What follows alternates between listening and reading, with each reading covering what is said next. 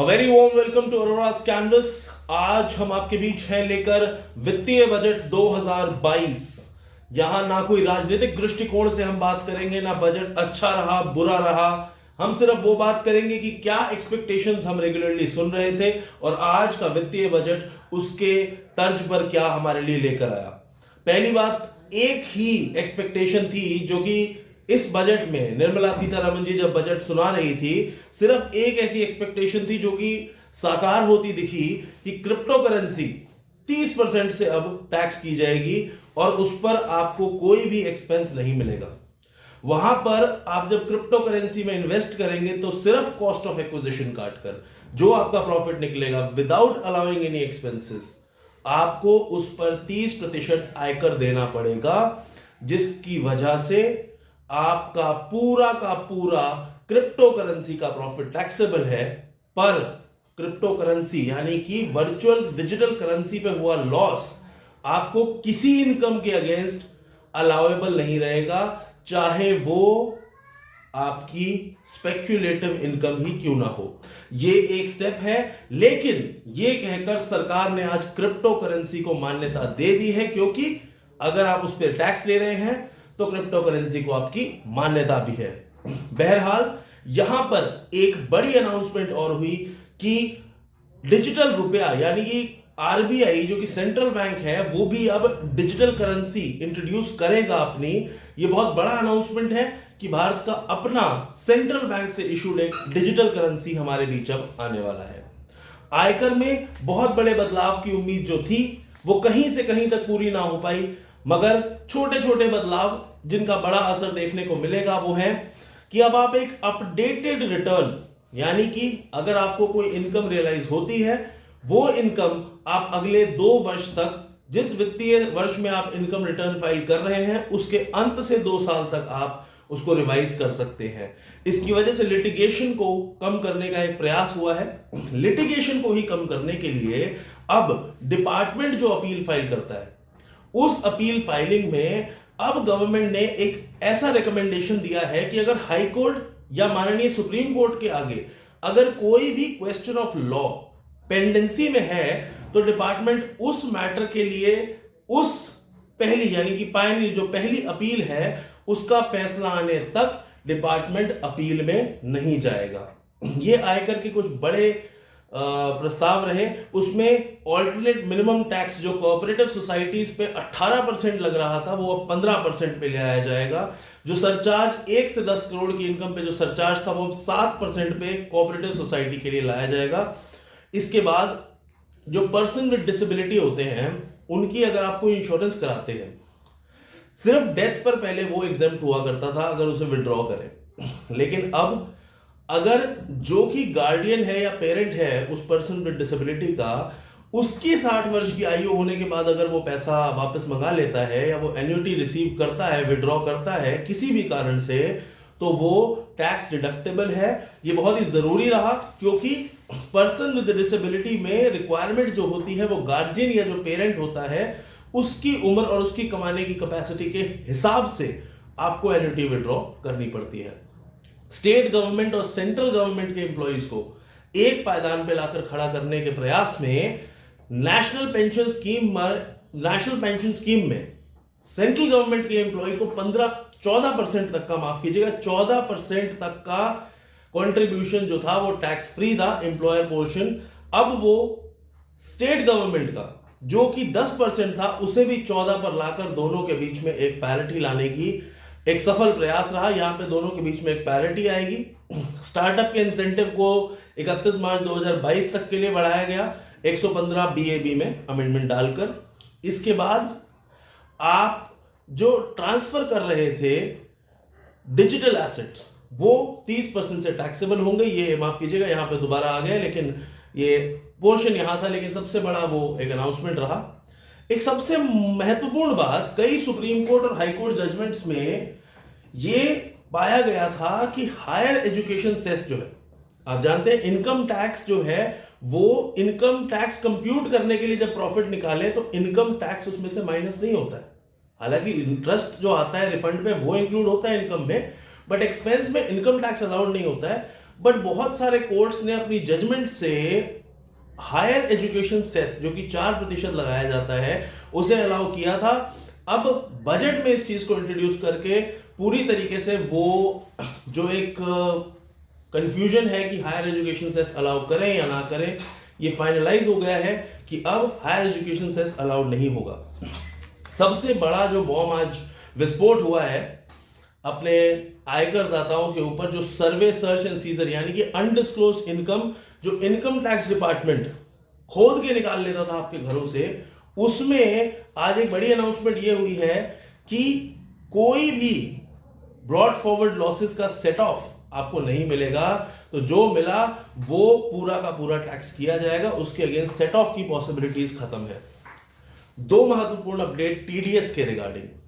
TDS में 20,000 से ऊपर का बेनिफिट अगर एक मैन्युफैक्चरर अपने एजेंट को दे रहा है, कोई भी अपने एजेंट को अगर 20,000 से ऊपर का सालाना बेनिफिट दे रहा है, वहां पर टीडीएस लगाना, काटना और सरकार को जमा करना अनिवार्य है। इसके अलावा क्रिप्टो करेंसी के ट्रांसफर पर भी 1% टीडीएस इंट्रोड्यूस किया गया है। ये थी डायरेक्ट टैक्स की अपडेट्स। इनडायरेक्ट टैक्स में एक्सपोर्टर्स और कस्टम्स के लिए जो अपडेट्स हैं उसके लिए हम एक सेपरेट वीडियो में आएंगे, बिकॉज एक्सपोर्ट को लेकर एक बड़ा इंट्रोडक्शन है। काफी एसईजेड में काफी नई चीजें हैं, सोलर पैनल्स में प्रोडक्शन लिंक्ड इंसेंटिव को इंट्रोड्यूस करना, काफी बड़ी बड़ी चीजें हैं। अब हम सीधा आते हैं उन चीजों पर जिन इंडस्ट्रीज को इससे सीधा फायदा पहुंचने वाला है एमएसएमईज के थ्रू, और क्या अपॉर्चुनिटीज हैं आपके पास कि आप व्यापार में अपने वृद्धि कर सकेंगे उससे। देखिए, अमृत काल का एक विजन बनाया गया है। अमृत महोत्सव होगा, यानी कि जब 100 वर्ष इस भारतवर्ष को आजाद हुए हो जाएंगे, तो आखिरी 25 साल को अमृत काल का दर्जा दिया गया है। अमृत काल विजन प्रधानमंत्री जी का एक आज अनाउंस किया गया है। इसमें पीएम गति शक्ति के तहत ट्रांसपोर्टेशन और लॉजिस्टिक्स को बहुत ज्यादा बढ़ावा दिया जाएगा।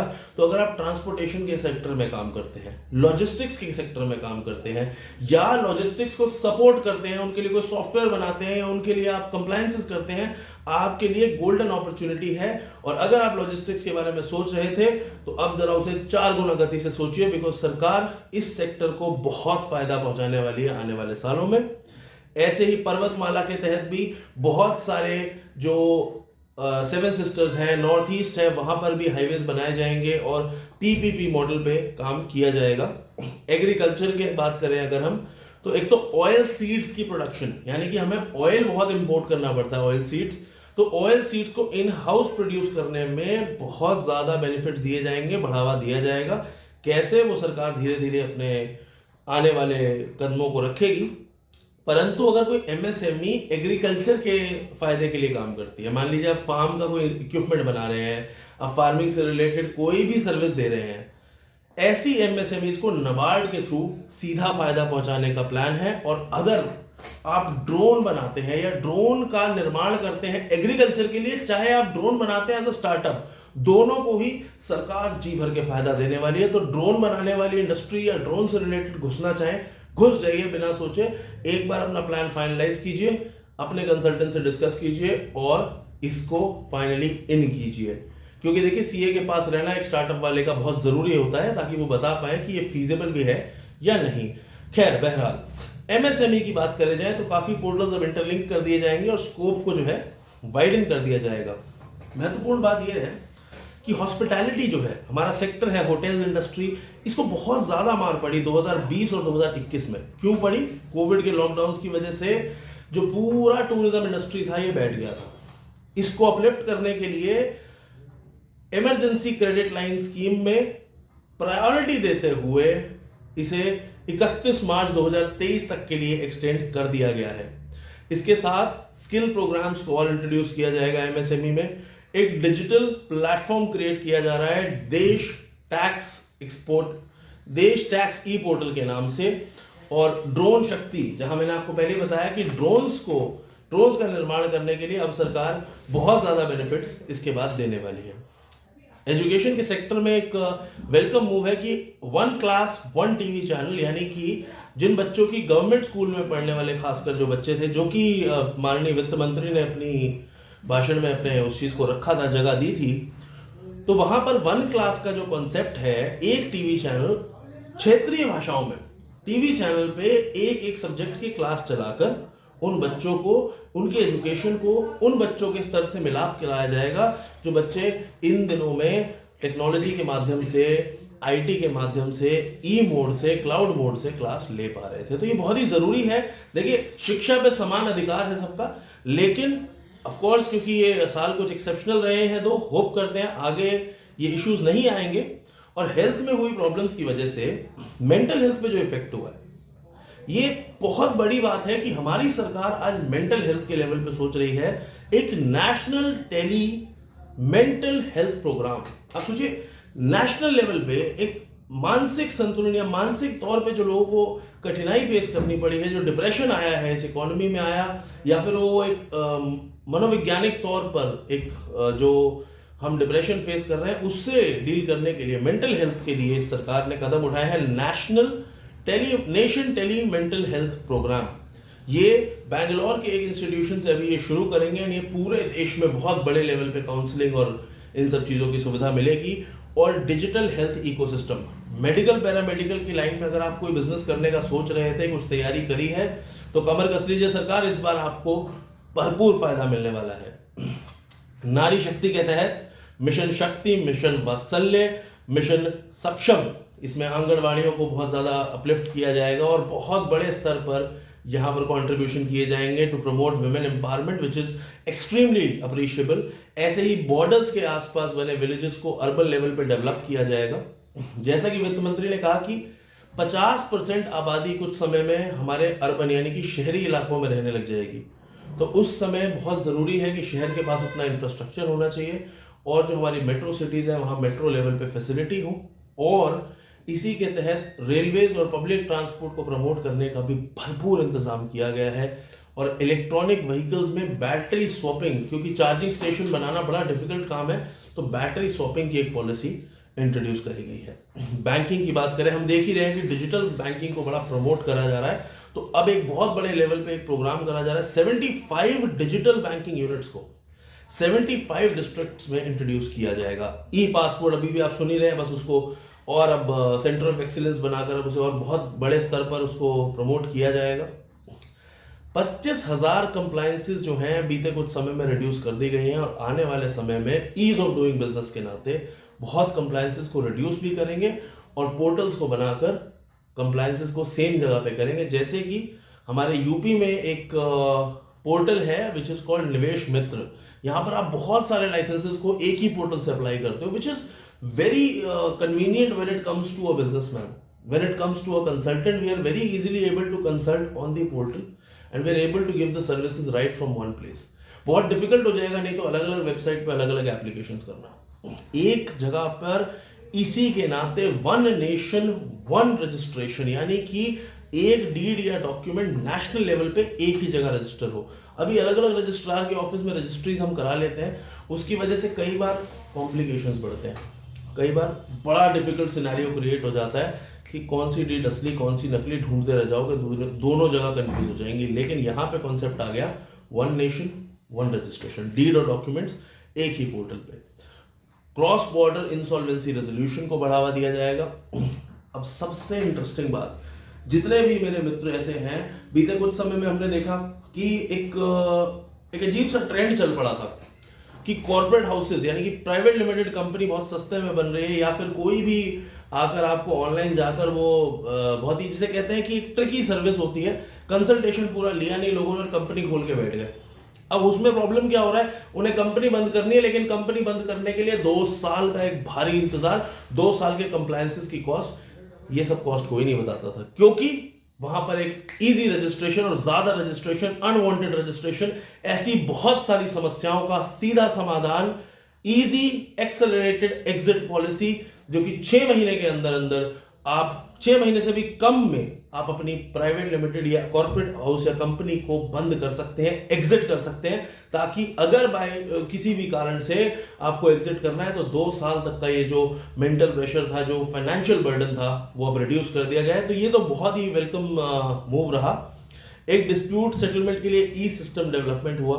टेलीकॉम सेक्टर की जो अमेंडमेंट्स हैं वो बहुत ही हायर स्केल पे है, स्पेक्ट्रम का auction and everything, and we would rather move to things which are more relative to our own clients and our own audience, which is going to think about, there are 5 new industries which are like in e-waste management and end of life vehicles को relation में, या oil से relation में, या wastage relation में, या indigenous waste जो है उसके लिए वो 5 नई इंडस्ट्रीज को अब ऐड करके इन पे जोर देकर इनको बढ़ावा दिया जाएगा।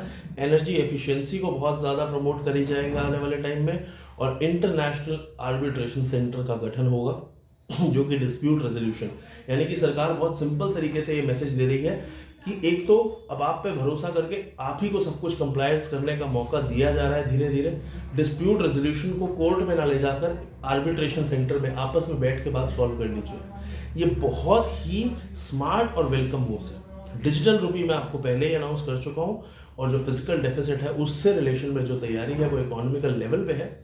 ये था आज का पूरा बजट का स्पीच, तो नहीं लेकिन जो रेलेवेंट पोर्शन मुझे लगा मैंने आपके आगे प्रेजेंट किया। इसके अलावा बहुत सी ऐसी चीजें हैं जो इस बजट में हैं। एक डिटेल्ड सेशन हम इस पे जरूर ऑर्गेनाइज करेंगे जहां हम आपसे सीधा सीधा बात करेंगे, बट ये था मेरा brief analysis on the budget 2022। Let's get excited, because आत्मनिर्भर भारत के लिए इतने मौके हैं कि जो मौका देखना चाहे उसे मौका ही मौका दिखेगा, और जो कमी देखना चाहे उसे ये बजट खत्म और नीरस ही लगेगा। लेकिन आप मौके की तरफ देखिए और मौका कोई और हाथ में ले जाए उससे पहले इसे मुट्ठी बंद करके पकड़ लीजिए। बने रहिए अरोरा कैनवस के साथ, सब्सक्राइब कीजिए, लाइक कीजिए वीडियो को, हमें प्रोत्साहन दीजिए कि हम ऐसी ज्ञानवर्धक वीडियोस आपके लिए और लाते रहें। बहुत बहुत धन्यवाद। मैं नकुल अरोरा आपसे विदा लेता हूं।